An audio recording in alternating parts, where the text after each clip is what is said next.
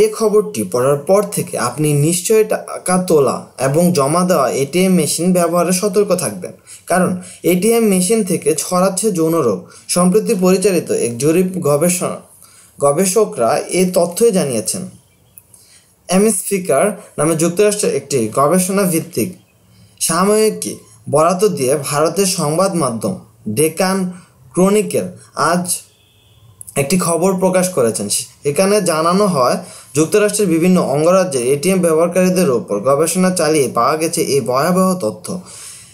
এই গবেষক দলটি এটিএম কিপ্যাড মানুষ ও অন্যান্য স্তন্যপায়ী প্রাণীর দেহে নিম্নাংশ ও যৌনাঙ্গে অবস্থানকারী পরজীবী নমুনা পেয়েছে।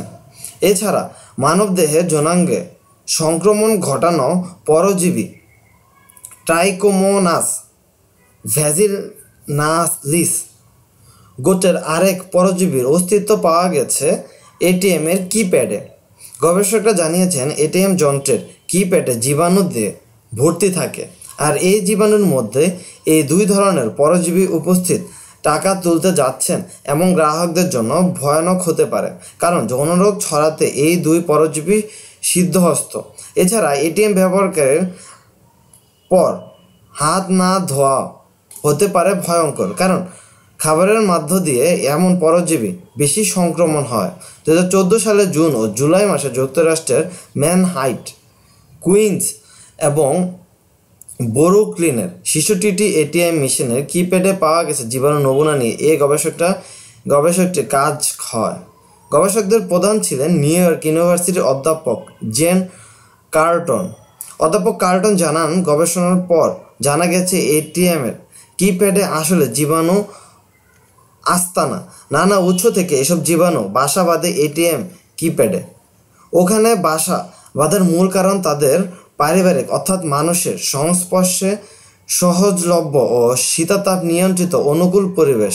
ফলে বায়ু এবং প্রাণীবাহিত জীবাণু সহজেই কিপ্যাডের ওপর বাসা বাঁধে এবং পরিবহনের মধ্য দিয়ে দ্রুত বিভিন্ন দেহে স্থানান্তরিত সক্ষম হয়। অধ্যাপক কার্টন জানান, বিশেষ পদ্ধতিতে এটিএমে কিপ্যাড থেকে জীবাণু ও পরজীবী সংগ্রহ করে তাদের ডিএনএ আলাদা করা হয়। এরপর শুরু হয় গবেষণা।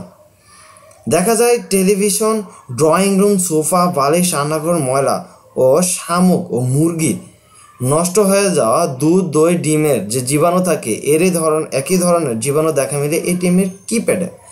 গবেষণা জানিয়েছেন, সারাদিন বিভিন্ন কাজে আমাদের শরীরে বিভিন্ন জীবাণু ঢোকে। যেমন কেউ একজন খাবার খেলেন অথবা কোনো পুরনো পচা জিনিস ধরলেন, সেখান থেকে তার হাতে জীবাণু স্থানান্তরিত হয়। এরপর ধরুন তিনি একজন এটিএম মেশিনে টাকা তোলেন, হাত থেকে মেশিনের কিপ্যাডে খুব সহজে জীবাণু স্থানান্তর হয়।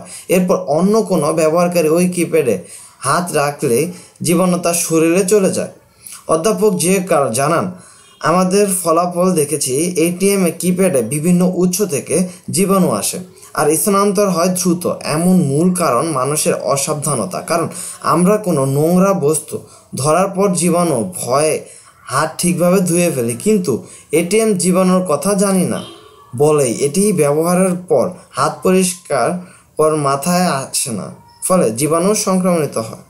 ভিডিওটি ভালো লেগে থাকলে অবশ্যই লাইক, কমেন্ট এবং শেয়ার করবেন। আমাদের পরবর্তী আপডেট পেতে প্লিজ সাবস্ক্রাইব করুন।